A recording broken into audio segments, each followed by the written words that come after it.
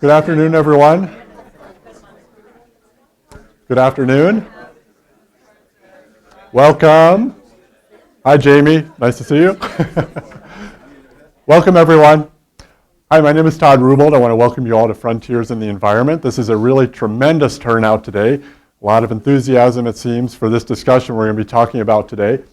Before I introduce our panel, I just want to provide a little bit of background information before we kick off the conversation with them and with all of you. So, in preparing and thinking about, see if I can advance the slides or not. In prepping for this discussion, it became really apparent that this topic is something that a lot of people are talking about. This is a headline from Scientific American that came out back in early January. The online publication Quartz weighed in with an element of this conversation that we're going to be talking about today, this idea that providing people with more science and more data may be counterproductive. Even former NOAA Administrator Jane Lubchenco wrote a piece just a few weeks ago saying that we must truly listen to and address the reasons why a post-truth world has emerged. But this is not a recent phenomenon. So this story is actually from 2014. It comes from a conservative-leaning publication called The Federalist. And in this piece, professor and author Tom Nichols said that he went so far as to say that the death of expertise is a rejection of science and rationality, which are the foundations of Western civilization itself. Okay, that's pretty heavy. I'm not sure if I'd go quite that far. Others have taken a more direct approach when it comes to this whole question of post-truth. And I just love this quote. We don't live in the age of post-truth. We live in the age of internet-enabled bullshit. So we're going to talk about that here today. So this comes from an article in Wired magazine that came out not too long ago talking about fake think tanks and how they influence the news. But probably the most fascinating thing I came across in preparing for this discussion today was something called the Edelman Trust Barometer. For those of you who haven't heard of Edelman, they are a global communications and marketing firm, and they do this survey that's of individuals in 25 countries all around the world.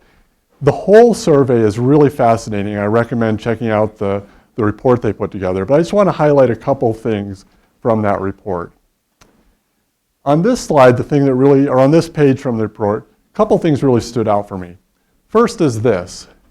Half of people agree with this statement, that they're going to trust politicians to make things better for me and my family, even if they exaggerate the truth. Another thing on this slide that really stood out is that over half of respondents do not regularly talk to people or organizations that they disagree with. And then the last thing I want to point out on this particular slide is that 60% of respondents trust search engines more than they do human editors. Sorry to the editors in the room here today.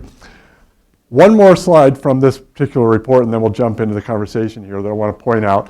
And this one is looking at this question of which is more believable. And notice, which is more believable? Someone who's spontaneous, blunt and outspoken, and shares personal experience. I'm sorry to say, if you're a scientist or science communicator who is well-rehearsed, polite, and relying on data, you're less believable. I don't know about you, but that's pretty frightening to me. It's pretty crazy that that's the case. So we're going to discuss all of this and more with our panel today. And we have a really incredible panel put together. I want to invite them to come on up and join me on stage here, and I'll introduce them really quickly. We will be sharing one of these microphones, so let me hand this over to Louis to start with. So we have on the far left, Kate Knuth. Kate is the director of our Boreas Leadership Program here at INE. She's also a former state legislator, as many of you know.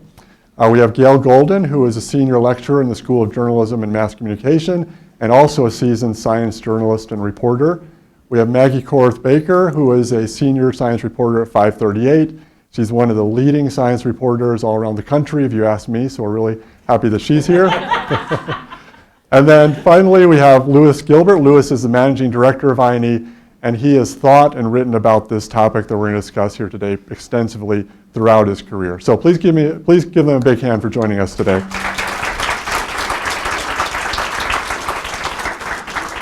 So I'm going to kick it off with a few questions for them, and then we really want to open it up to your questions and get the audience involved in this.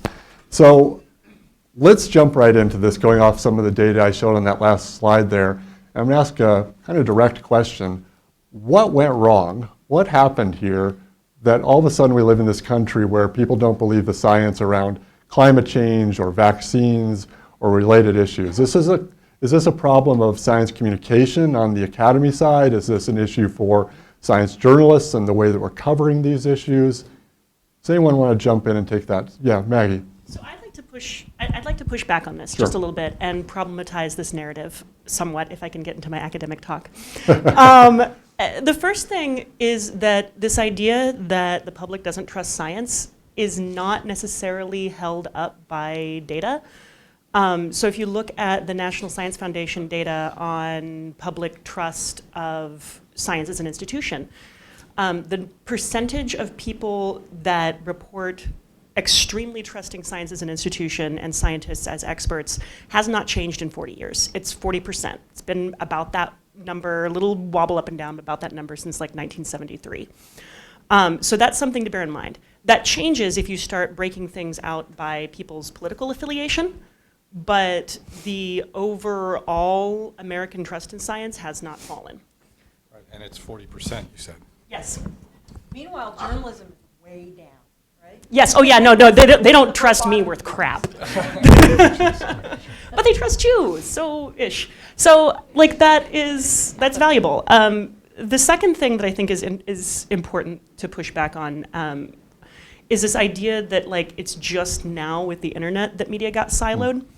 I have been really interested in this, and I can't figure out a good way to study it without like going and getting a PhD. But I think that like there's pretty good anecdotal evidence that siloed media has existed forever. And that what changed about the internet is that the siloed media is now accessible to people outside the silo, and it's visible to people outside the silo. So earlier last year, I was reading these two books that sort of ended up dovetailing, interestingly. One of them was written in 1989 and was about the farm crisis in the early 80s. And then the other one was a book about conspiracy theory culture in the late 1990s. And both of them ended up talking about the same far-right white nationalist newspaper that was growing its subscription base in the Midwest, rural Midwest, during the time period between these two books coming out. And that is the kind of publication that has always existed, has been pulling people into its silo for years, and was not visible to people who were not part of that silo before the internet happened. But I also think, and I agree Can you with grab the that. microphone? Oh, sorry. I agree with that entirely. But I would add to that what we're really dealing with is not just visibility, but the capacity to be amplified and to grow rapidly.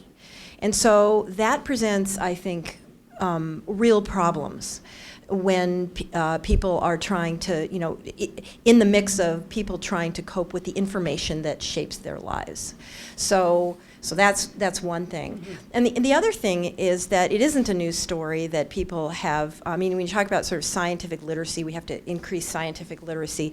As many people in this room well know, scientific literacy is very tightly tied to one's personal viewpoints and experiences that would include politics and religion.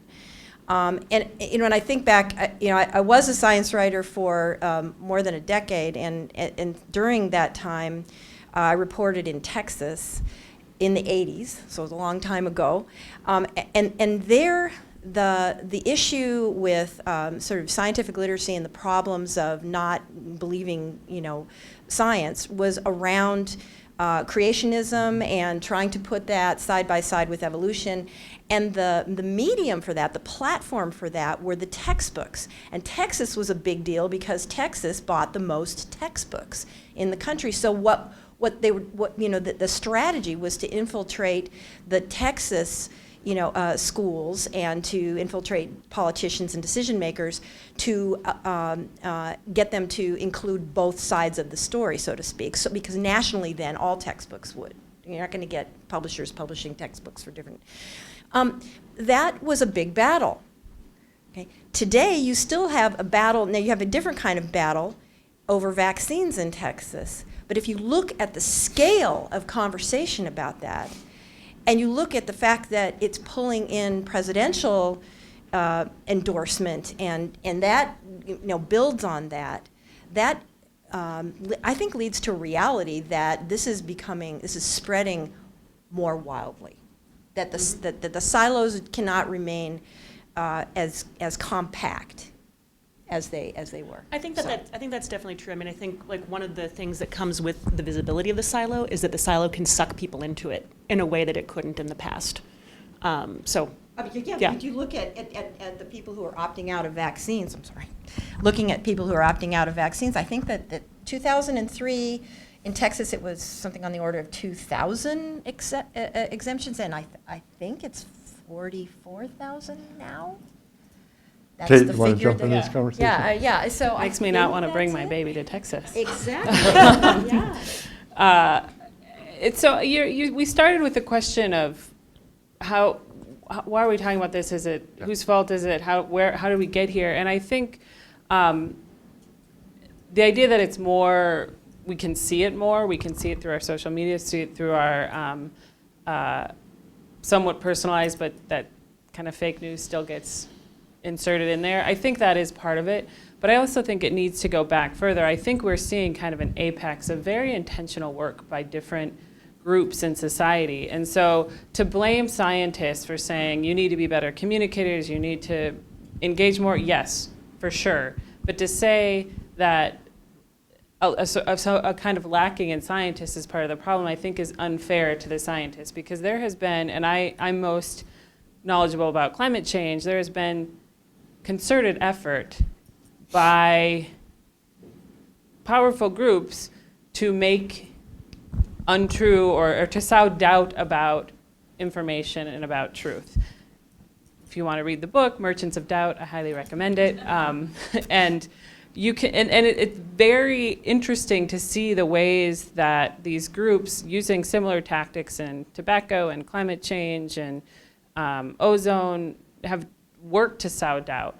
And basically, doubt is a very important, or skepticism is a very important part of science, and they've used it really effectively. And so I actually feel like we don't necessarily need better we do need better scientific literacy. On top of that, we need better civic and civic power literacy.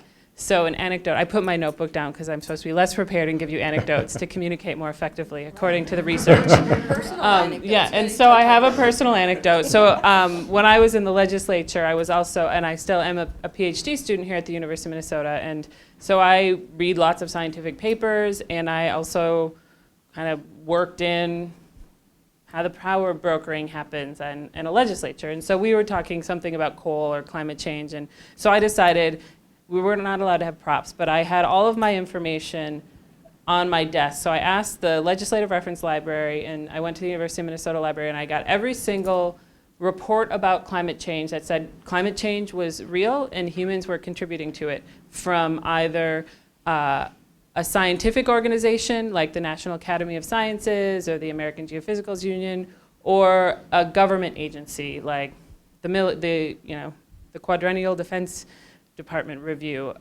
or NASA. And so I got all of those reports because I just needed them to reference. So I had like a 3-foot stack on my desk during this debate. But the Legislative Reference Library, and they're fantastic, this library at the legislature, she brought this report to me that made it look like climate change, humans weren't really contributing, it wasn't really a problem. I turned it over, and it looked like a science report. And it said the Heartland Institute as the publisher on the back. And of course, I know the Heartland Institute. They are an advocacy organization. They are not a science organization, or they are a think tank with a very strong point of view. They're not the same as the National Academy of Sciences. They're not the same as NASA. They're not the same as the Intergovernmental Panel on Climate Change. But this was brought to me by a librarian who is very good at her job, and I was kind of like, this is a problem. And how do we create the civic capacity and the civic understanding of how this kind of power works within our public debates? I think that's a big issue. And why is it now? I think it's been growing and growing and growing. Frankly, we had an election where the president now says things that are demonstrably untrue on a regular basis. So it becomes a lot more critical when that's the power structure in our society right now. So Louis, you've spent your career, as I mentioned, thinking and looking at this. Is it worse now, or has it always been, or has there been this undercurrent that's just now more visible, as we were talking about? My sense is that we've crossed some sort of threshold, and it doesn't really have to do with science so much as it has to do with rationalism and disciplined thought. And those are not explicitly the domains of science. And I think we actually do ourselves disservice when we say you should be more scientific. Because many people in our world don't, it reinforces difference. Scientists right now, we're running a real danger of setting ourselves up as having a certain privilege with respect to truth. And I was just, not preparing by going back and reading some old stuff by Fierabend. And he makes the point that experts separate themselves from huge amounts of what's going on around them. And that led me to thinking about Polanyi and the idea of tacit knowledge. And so when you think about those things, Kellyanne Conway talking about alternative facts, all of a sudden isn't quite so weird. There's a certain, I find myself really struggling with a certain truth to what she's saying when she puts that forward.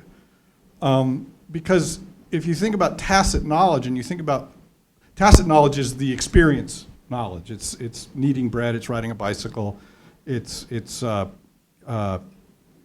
figuring out how to pay the bills on a paycheck to paycheck kind of thing. Some people are better at it than others. And so what you experience as true is really different than what we in this room experience as true. And so we're really having to grapple with a sense of tacit knowledge that's very different in different parts of our world. So I don't think I think it's been going on for a long time. In a really unscientific way, I kind of trace it back to Atwater and the Southern Strategy following Goldwater's defeat in whatever it was, early 60s. And a real sort of, you can get, the conspiracy theory stuff, you can get really sucked into it really fast. Well, I used to have no patience for conspiracy theory stuff, but now, you could see where it comes from. Anyway, so I don't think it's a new thing. I think it has peaked, and I think it isn't so much about science as it is about rational thought. So one of the things we've heard them most frequently, or I feel like I've heard them most frequently since the election, and this is in reference to scientists, science communicators, science journalists, is things would just be better if you would tell better stories. I'm wondering, what do you think when you hear that? What does that mean to you? So I think that what people often mean is that if you repeat the same information with a better story attached to it, you're going to get better uptake. And I don't think that's necessarily true. Yeah. I do think that that can be true if what you're talking about is maybe there's a different story that you aren't telling.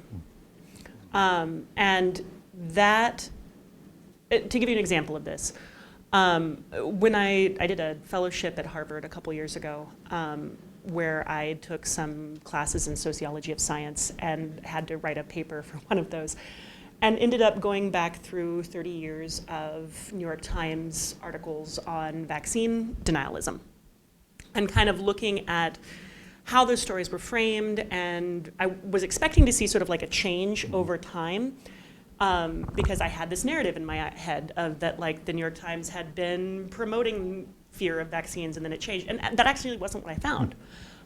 What I found was that there was this trend from the very foundations of this in the early 80s of people telling the New York Times this undercurrent in talking to like these frightened parents, talking to these organizations, this undercurrent of people having political problems with the idea of government power and what the government can and can't tell you to do with your children. And then the New York Times turning to the scientific expert, and the scientific expert saying, vaccines are safe. And like, well, that wasn't what they said. So that story I have not heard. And that story, maybe that's something that if you want to talk to people about, but part of the problem with that is that that can't be proved wrong by facts. Right. You know, like that is not a fact thing. That is a political belief. That is an ideological, philosophical belief. Mm-hmm. And you can't just spout facts at people and expect that to go away. I would agree with that. When you asked that question about tell better stories, I thought to myself, well, what kinds of stories? You know, what kinds of stories do we need to tell that are not being told? I do think that it's important, at least from a journalistic standpoint, to not expect that laying the facts out there with expert opinion is going to do anything to sway or to just enlighten readers. You always have to dig into the human story behind it, and in many cases that will be a political concern or a fear, as we saw with the election. You know, the stories about what people were experiencing in some of the areas that flipped for Trump were important to tell and were not being told. So I think that when it comes to science, I think it's important to tell the stories of how climate change impacts communities. And sometimes you can't even really use the word climate change. You can talk a little bit about it, but you really have to talk about the human experience. So that's one thing. The other thing that I think is important is the story of how scientific information is going to be spun, at best, for business interests. I think to dig in, to look at the examples of how that is and will unfold is important because those pressures have always been there. That is not anything new. We certainly recognize it when we talk about physicians and their relationship with drug companies and studies and so forth. But I don't know if any of you followed the investigative work of APM Reports, which is the investigative unit out of American Public Media. They did a story looking at how the Obama administration's EPA had tried to, I don't know if any of you are familiar with this, but basically were trying to recast the elements of a study looking at hydraulic fracking impacts on water quality. And I did prepare a little, so don't stop listening. But in the draft version, the summary of the study was that the assessment shows that hydraulic fracking activities have not led to widespread systemic impacts to drinking water resources. That was how they wanted it cast. Well, that was not what the scientists concluded, and so there was an uproar. But out of this reporting about the uproar, which wasn't getting out anywhere, okay, that actually in the final study, there was, that was changed. Instead of has not led to widespread systemic impacts, it's these activities can impact drinking water resources. That is very different, okay? The story that was told there was about the pressures brought to bear on the scientists and about shaping that in terms of business. And I suspect that as we look forward to what's happening with EPA and other science agencies in the government, there's going to be a lot of opportunity to tell those stories. Let me reshape this question just a little bit for Kate and Lewis. So with this pressure, this political pressure to reshape studies, with the rise of post-truth, a lot of scientists in the room, a lot of academics in the room. What do we need to be doing differently in terms of communicating? I think there's two things that spring to mind, and Boreas, we do a storytelling workshop, and I'm thinking we need to change it because it's not getting at what we really need. But there's two things. I think one, when we talk about stories, there's helping people like follow along the data and follow along. Oh, there's this discovery, and then this is what the data showed, and this is what we've learned, and that's great. That's kind of, I guess you could think of it as a somewhat superficial level story. There's also, I think we need to understand, there's deep stories that I think really shape the currents of our culture. In the United States, a distrust of government and a sort of individualized sense of freedom is a really important deep story. And you can see that come into conflict with other really important deep stories about how we are part of and contribute to communities, and the sort of American exceptionalism and optimism, that sort of entrepreneurial bent. And so thinking about which of these deep stories fit with our increasingly clear scientific understanding of the way the world actually operates. So if you look at people who are working on climate change in the advocacy space, the story of unleashing American entrepreneurialism and optimism on the problem of climate change could potentially be a really powerful story, and I think we saw it taking hold in the last few years. So I think work in understanding what those deep stories are and being comfortable talking about them and embodying them in the way you're communicating. And then I also think doing work to think about when you are challenged, where you wanting to be very open and intellectually curious and taking that stance. And I actually think that doesn't always happen in academia, but then being clear about what are the lines and why are those the lines. So I was at an event a couple months ago, and a woman came up to me with the postcard. I have a 6-month-old baby, so I'm like really aware of vaccines right now. And she handed me a postcard, and it was sort of an anti-vaccine movie. And I looked at her and I was like, I'm really pro-vaccines. She was trying to talk to me about my baby. Like, my baby gets whatever vaccine the doctor tells me my baby should get. Because I trust that process, and I know people don't, but for me that's a clear line, and I'm not going to question that as a parent making that decision. I understand how some people do, but I realize I've done the thinking, and that's a line I'm not willing to cross. So I think those two things of really trying to reflect on what the deep narratives of our culture are and the stories of our culture, and then understanding for yourself which ones are you just holding hard and fast on. And you want to be open and intellectually curious and emotionally curious to the people you're interacting with, but knowing what you're not going to be pushed around on, I think is really important. I'm going to take that a step further and say we need to stop telling stories. And we need to start listening to stories. Right now, if you look at, and it's changing, and the Institute on the Environment is part of that change, but so much of our stories have been navel-gazing, inwardly looking, how does sound in my past, how does sound waves go through the inner core mantle boundary stuff. And there's a handful of people on the earth who can tell a really good story about that. But the challenge is that we're not listening to people. We have assumed a privileged position with respect to what's true, and I can be. My stepson will tell you I can be pretty inflexible on that front.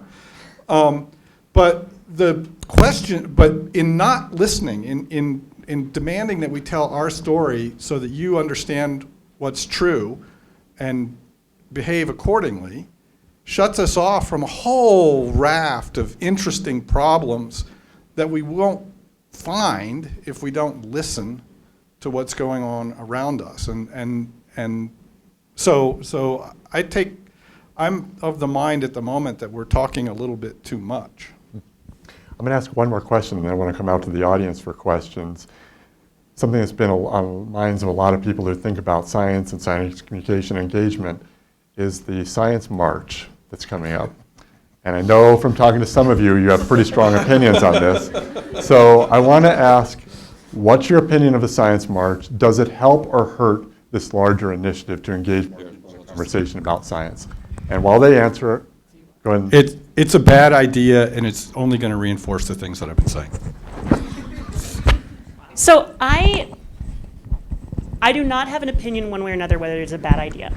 because I think that the Steven Pinker position that science is somehow separate from society and politics is asinine and provably false if you take like 5 minutes to even think about it. But I would also, though, like to say that the idea of what this seems to be reacting to is this narrative, this deep narrative, of a war on science, and this idea that that perhaps there is a political strain in America right now that scientists need to be afraid of and that scientists need to push back against. And I want you guys to think about that closely, because I've been sort of trying to think about how I cover this stuff as a journalist. And one of the things that I have tried to distance myself from is making science always the good guy,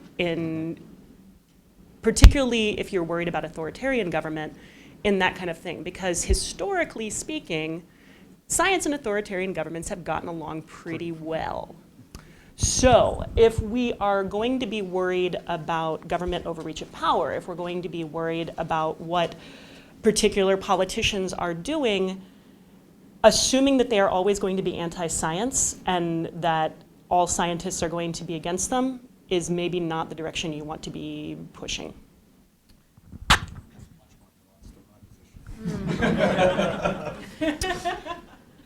I don't know if I have a position on the march, so to speak, but I do think it is a response to some very legitimate threats that the scientific community feels right now. I mean, right now you have a number of many people engaged in trying to extract data from government sites so it can be preserved. Because of the fear, the perceived, it's a perception that there will not be access to that. Right now you have, you're looking at the prospects of significant cuts to agencies that support scientific inquiry. So speaking out as a voice, collectively as scientists, I don't have a problem with that. I don't see how that has a downside. Not speaking, I actually think that has more of a downside, given what scientists are facing right now. So, yeah. I think scientists engaging more actively in the work of citizenship is good. Yeah, Period. that's what that is. And I think the Science March is a manifestation of that. And so I think what we need within our time is more and better citizenship. And when I use the word citizenship there, I want to be clear, it's not about status, because that's really important right now. It's about action and activity. And being a citizen is really important and really challenging work, and increasingly so because we're in a time where we're polarized, we don't trust our government, or some parts of our society trust it depending on who's in power, and then that flips depending on who else is in power. There's not much humility about understanding the way the world works. We're not necessarily good at listening. There are pockets of people who are good at it. There are pockets of people who've been working to figure this out. But overall, I think it is a really challenging time. And scientists have traditionally said, we're doing our science, we're not engaging in politics. But everyone engages in politics in some ways, whether you choose to or not. Choosing not to is a way of how you're engaged. And so I think the Science March, it's interesting to see over just the course of a couple months, the learning curve, first with the Women's March and then with the Science March, of people who are stepping up as leaders and learning how to do it more and more effectively. I think the Science March is doing things better now than they were a month ago in terms of its leadership and how they're communicating about things. And I think that's really important and valuable. And they're challenging scientific organizations and the leadership of scientific organizations to engage in a way that they have been asked to be engaged in. And so I think that's really important and valuable. The Science March, good or bad, I'll probably be going to the Science March in the Twin Cities, but I think it's challenging scientists, and scientists are challenging themselves to be better citizens for our time, and I think that's good. And I just want to, Kate pointed out that major scientific organizations like AGU, AAAS, and then maybe not so major, NCSC, they've really grappled with it, and I think that that's a good thing. Yeah, I mean, like I come from a background of having an undergrad degree in anthropology, and the only reason that anthropology is not a racist nightmare today is because of political action on the part of young anthropologists in the 70s. Good, a bit of disagreement on that one. So if we do have questions, please no speeches, and keep your questions, think about Twitter, 140 characters or less. That'd be great. Thank you very much. I would, the point that Kate was making, I think one of the biggest problems, and I felt this particularly strong after reading Merchants of Doubt a number of years ago, is that scientists don't communicate. Most scientists, we can ask the question in this room maybe, have never written an article for a newspaper or a magazine outside their immediate science realm. And I think that's pitiful. It seems that we should be writing all the time. And I just want to get a reaction to that. I disagree with that. I mean, I disagree with that, not that like you shouldn't be communicating, but that everybody's not good at writing. And writing is hard. And if you are not naturally gifted at it and you're not naturally enthusiastic about it, you shouldn't be expected to try to churn out work because it's not going to be what people read anyway. I have something to add to that. I mean, I do think what you can do if you're a scientist is not to run away at a high rate of speed when a journalist approaches. Yeah. That is, do all you can, and maybe you've had bad experiences in the past, but you do all you can to try to help that person understand and do the best job possible. You're going to run into a range of them. But it is really, I think that was I started writing science with a master's degree in English literature. That was my preparation at the time I was hired. They just needed someone to cover the stories, and I had to figure it out. And the only way that I could do that was with the help and the explanation and the context provided by the sources that I cultivated. So if you're not writing, I think that you can engage in that way, and actively kind of seek ways to do that. I guess I would add that. Yeah, and I want to be clear. I think that we have to engage in the way that Larry's suggesting and the way that Gail's is suggesting, but we have to do it with more humility than we often do. Right. Don't yell at people who are trying to understand. I'm sure you wouldn't. Well, What I'm suggesting is that we write sort of ordinarily about the things that we're doing. I wrote one recently or a year ago or so on road salt, the road salt problem. Not the end of the world, just a little problem, but most of us are studying things that people would be interested in. We're not yelling, we shouldn't be yelling. Don't yell. And I disagree that we can't write. We write all the time. It's just a bit of a trick to write for a journal. Yeah, I mean, I'm not saying that journalist, scientists can't write. I mean, plenty of scientists obviously do. I just know that some scientists, that's not their priority, and I've talked to some people who feel like they're doing something wrong by not wanting to write for the public. That feeling is wrong. So I made a joke about I made a joke about Paul Richardson studying sound waves going through the core. We need one of Paul, and he's very, very good at it. And part of what we need is more nuance in what we're good at. And so part of my reservation about science, the marches for science, is that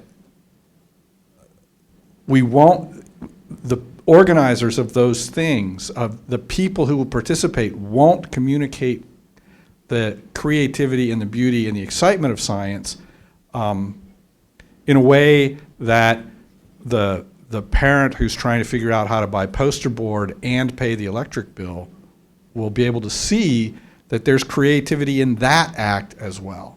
Can I just add, though? I think the Science March, just as the Women's March was, can be a beginning, really, to different kinds of strategies and actions that scientists can take to engage with their citizenship and to advocate for science. I'm really interested in the scientists that are running for public office or starting to talk about it. I mean, this is something you've done. But you have people like Michael Eisen, and you have several other people looking at Senate runs in the next round. I think so. So in terms of scientists engaging with running for office, I think I think it's great. I think we need more of many different varied perspectives in public office. We have a lot of attorneys in public office. We have more white men in public office than other groups, and I think our public legislative and government processes will work better when there's a more diversity of experience and of training and of perspectives, and I think that's good. But I also think there is challenges in terms of how a scientist is trained and socialized. It's not necessarily particularly an easy transfer over to running for office. So my goal when I knocked on doors for 2 to 4 hours a day, 5 to 6 days a week for 5 to 6 months. So it's a lot of work if you want to run in a contested legislative seat. My goal when I was at the door was not that they thought I was the most knowledgeable person, not that they thought that I knew all the facts. I wanted them to think that I cared about them and that they liked me and that they could maybe trust me with helping decide what we should do as a future of our state. But it was more about the feeling I wanted to leave people with than the information. And so that was more listening than it was talking. And that's, that interaction is not necessarily how scientists are trained or socialized. And plus it's hard to become a scientist, like to reach the, like you're creating new knowledge, you're reaching into the edges of things. That's hard work, and it's hard to work and reach that kind of level and then all of a sudden switch. I think there are challenges for individuals in that as well. I'm really taken, Louis, by your comments about tacit knowledge. And I don't know if I can articulate my question very well, but it seems to me we live in a time when what we know from our experience is almost colonized and interpreted by, I don't know, social media, fake media, business interests. And so, I mean, the example that comes to my mind most clearly is healthcare. You know, you've got people who, under Obamacare, got health insurance as a lifeline for the first time, maybe ever. There's a way to understand that as the federal government's got you, where they want you now. You've been bamboozled, and it's a bad thing. There's also a way to understand it as, this is a good thing, this helps me live my life. My question has to do somehow with, is our tacit knowledge as accessible as it once was? Yeah, so Gail's asking shared or accessible, and I think that this is a line of thought that I only came to as I wasn't preparing. So it's not as fully developed as it will be. But I think that what's happened is that when you said colonized, the image I went to was isolated into groups, and I think that my working hypothesis at the moment is that our tacit knowledges are separate in a way they haven't been in the past, and that different groups are missing each other through a non-intersection of our tacit knowledge. You look at, is it Murray has that, has a quiz you can take online that puts you in a sort of demographic. And it's questions like, what kind of beer do you drink? Have you ever bought a pickup? Did you ever have a job where your body hurt? And we're really separated in that kind of experience. Make it further up on this observation. I agree. And I think technology and the algorithms that control what we see if we're engaging with social media have become quite problematic in that regard, only intensified that. Yeah. We don't, and we're not really tapped into that as much unless you are, and then you make concerted efforts to go outside of it, but even so. It used to be, I think we were segmented into our worlds, maybe we had the friends we talked with, but we could bump into people in our communities who were different, who had different experiences. we would find ourselves more connected with that and have to grapple with it unless we lived in a gated community. Today, effectively, the way that we construct a lot of our social interaction, unless you don't, is via social media, which is continuing to constrain our what we see. So it's narrowing that. And I think that narrows our tacit knowledge into these more segmented ways. I think that's important, but you may disagree. We have time for one more question. Well, There's something actually, I'm thinking we'll try and take a couple. I see a couple hands pop up. So quick questions. And if you're directing the Questions have been someone clear. will- It's the answers. Yes, the answers. So another one of the big stories right now is sort of identity politics, and you guys are using the word scientist a lot, and it's not always referring to people who are like doing the scientific method on a day-to-day basis. So who gets to be a scientist in this conversation, and what does it actually mean to? So Yeah. I have a couple. One, I'm going to do a political move, and I'm going to answer the question, but then I'm going to say the answer I want to say.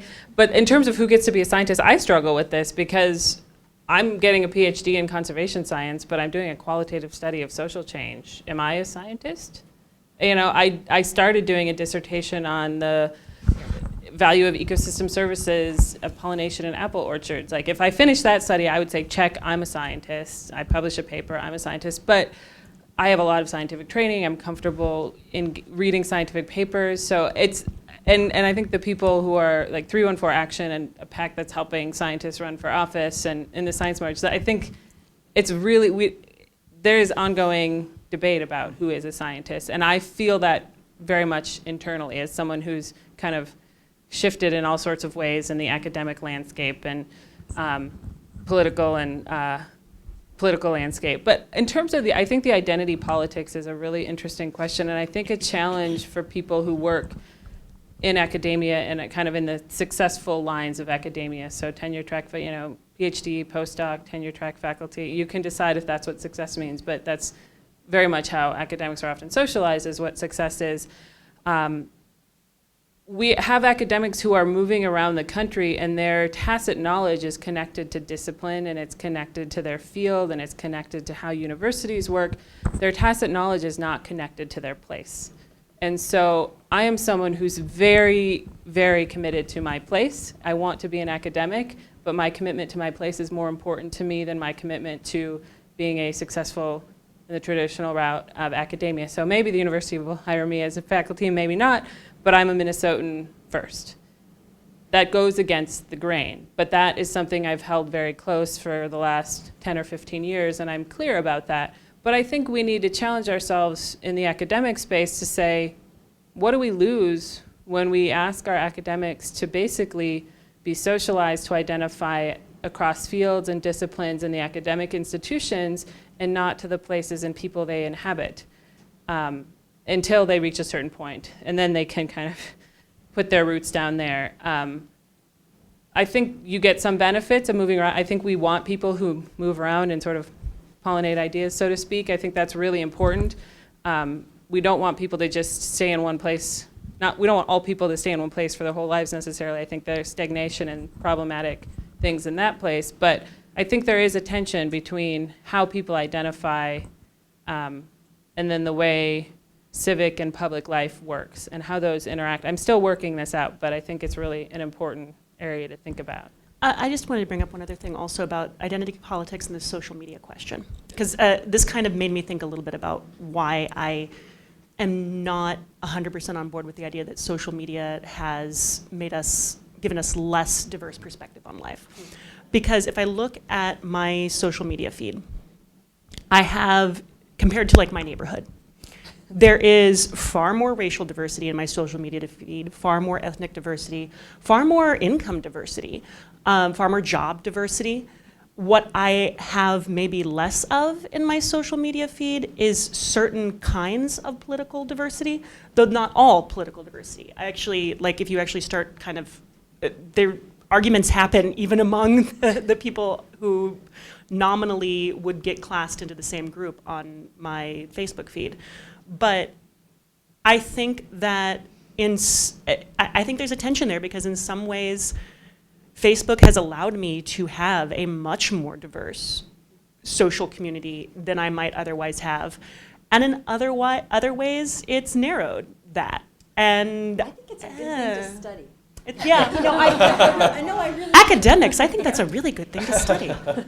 I do, because I do think I think we probably need to stop it. But it's a very interesting question. I think my perception of my Facebook feed is that it is diverse. But if I looked at it really in terms of the engagement that actually happens among those, who, that increasingly narrows sort of almost in a cyclical way based on issue, if you know what I mean. And so it would be really interesting to study. I think what has happened is that if you do have a wide enough social media network, this past few months has really tested our capacity to be civil. Yeah. Okay, and that I think if you've managed to move through that, you've managed to retain that diversity. But I don't think everybody has managed to move through that. Well, and I think there is also that question of there are some things should you be civil about. I hear you. I hear you.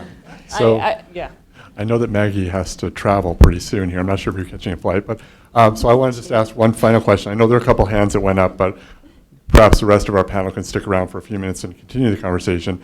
To wrap up, the theme of this semester is breaking the bubble, breaking boundaries with Frontier. So in 30 seconds or less, from the perspective of academia or as journalists, how can we reach new audiences? What needs to happen differently?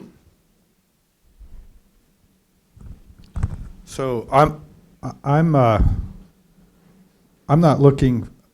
What I want to reach is not a new audience, but a new show. I want to be an audience in shows where I'm not turning up at the moment. I would say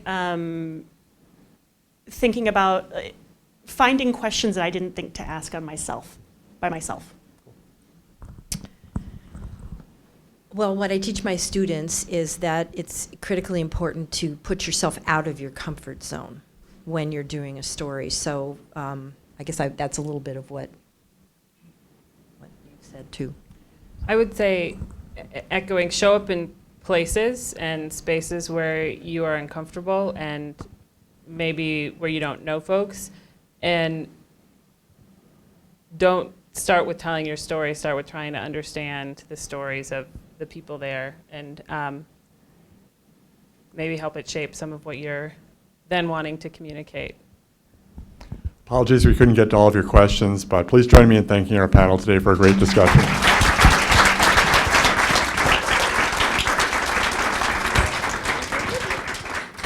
Nice to meet you. Nice to meet you as well. Thanks a lot. Yeah. Nice to meet you. I I guess. think it was that media journalist climate thing, was that?